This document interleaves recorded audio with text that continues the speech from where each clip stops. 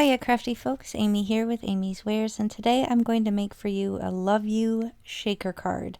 Now the cool thing about this, not only do I get to use this new to me die, but I'm going to use a bunch of paper scraps and even some pattern paper scraps. So here's a photo of the finished card. I'm going to also show you the inside, but there's loads of texture and dimension and interest, and I'm going to give this to my husband this summer for our anniversary card. So if I'm going to all this extra effort like you're going to see on this video, it's got to be for one of my really special people, right? So I'm going to bust open this new die. It's a Love You die. It is a scrapbook.com exclusive, and I'm going to use a bunch of scraps. Now you can see I have a bunch with some, various different inks, things all over on one side, and I'm just going to glue, I believe, 6 layers of this together. Now I am using my scrapbook.com glue, which you may see me struggle throughout this. My hand was getting tired. This glue is a bit thicker than Barely Arts glue, so I don't know. I think because it's thicker and because it's got that fine tip, it can make it kind of hard to squeeze, especially if you're having to squeeze it as much as I had to for this process. So my hand was a little tired, but I got through it, and I did create this gorgeous stack of 6 of those. Now the reason I wanted such a high stack of dimension is because I wanted to turn the little heart portion of the die cut into a shaker. So initially I started using my pokey tool here to scratch into some vellum because I want to cut that heart shape out just slightly smaller than the die cut heart. But then I realized I should just grab the die itself and use that to trace around. So I'm just tracing around that outside portion of the heart, and then I do ultimately end up cutting it down just slightly smaller because I am going to be gluing it behind the pattern paper layer, so you can barely see it, but I'm going to cut it out, and then I will liquid glue it behind the pattern paper layer, which will go on top, and then I'll be able to fill the well of the raised stacked white layers. Now, a word of caution, learn from my mistakes. I was very excited to use a bunch of scraps, even ones that had ink or stuff on the background, but I learned upon putting all this together and liquid gluing it down onto the card base that some of the ink that was on the back of one of the scratch pieces kind of bled out. So bear that in mind. If you're going to do scraps and use them up, which is good because, waste not, want not, just make sure you don't do it in a way that it's going to bleed onto maybe another layer or onto your actual card base. So thankfully it didn't show too badly, but just bear that in mind. I probably shouldn't have done it right on the bottom one where it touched down onto the card base because it did end up bleeding. Now here's my scrap of pattern paper cardstock. So this is a fun way to use up those scraps if you have loads like I do. I have a bunch of scraps and I have a bunch of pattern paper that I don't always think to use. That little heart I'm going to set aside, and as you saw, I'll use that on the inside of the card. But I'm using my Judy tool to poke out the pattern paper layer, and this is ultimately going to create that cool top layer and add that pop of color onto my design. So I'm going to liquid glue this little piece of acetate. This is going to create and contain the little shaker bits that I put inside the heart.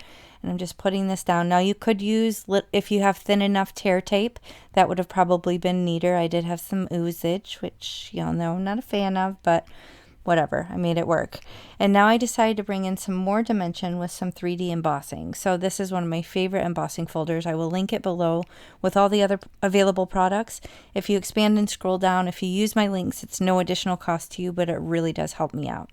So now I'm just figuring out placement, and I do decide to think ahead. Normally my sentiments or sub-sentiments are a bit of an afterthought, but since I was going to all this extra trouble and all this effort on this card, I decided to get out my sub-sentiments and make sure I had a plan, just so my placement of everything was good and it all worked cohesively. So I knew I wanted to make it for anniversary. I could have looked for a happy anniversary one. I'll probably just end up writing that on the inside with my note to my hubby, but I wanted a couple sub-sentiments just to kind of fill the space on the design and also add some more sentiments to it. So I have love you, and then I put I adore you on the inside. I don't remember off the top of my head what the other sub-sentiment is on the front, but here you can see all of that. I don't know if it's paint or it's probably a water reactive ink, I'm thinking, because the glue really did activate it. Here you can see my hand is getting tired. I'm gonna end up having, yeah, using two hands. My left hand was tired, folks. This was not easy to squeeze that many that many times. Okay, so here I'm putting it down, but that color that was on that back layer did end up seeping down onto the gray. So you have to look at it from the side. It's not super noticeable, but to offset it, I did decide to kind of kick that pattern paper layer over just a tiny bit, because then it helped hide where that bleeding was happening at the bottom of the white stacked up. See here, you can see there's a little bit of pink.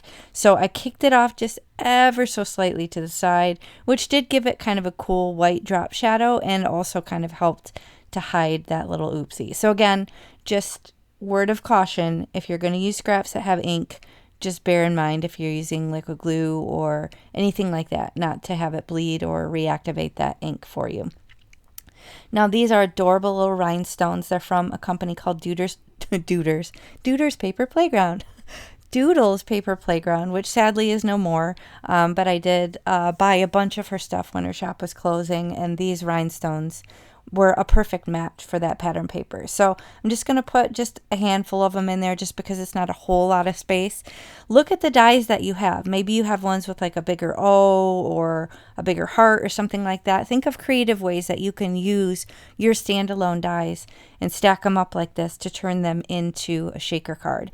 You can also, instead of using scraps and a bunch of layers that you have to glue together, you can also use fun foam, or even 2 layers of fun foam if you need to, or of course the standard with, like, you know, foam tape and things like that. So there's a bunch of different ways to make shakers, but I just thought stacking this up and using a bunch of my paper scraps was a good way to kind of, you know, utilize something that I already had on hand.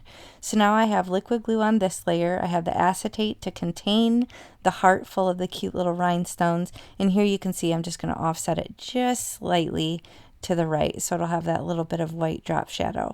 And then I'm just going to add these sub-sentiments onto the front and to the inside of the card, and I added a few more of the little rhinestones on the front. Here you can see it's not a crazy shaker, but it does have that extra element to it, and I'm sure my husband will like it. So it says love you, hugs and kisses, and then on the inside it says I adore you. So you can see that love you has quite a bit of dimension, but otherwise it's pretty flat. And not super bulky. So thank you so much for spending time with me today. If you enjoyed this, please hit the thumbs up and consider subscribing. I'd love to see you around here again, and thanks for spending time with me. Cheers.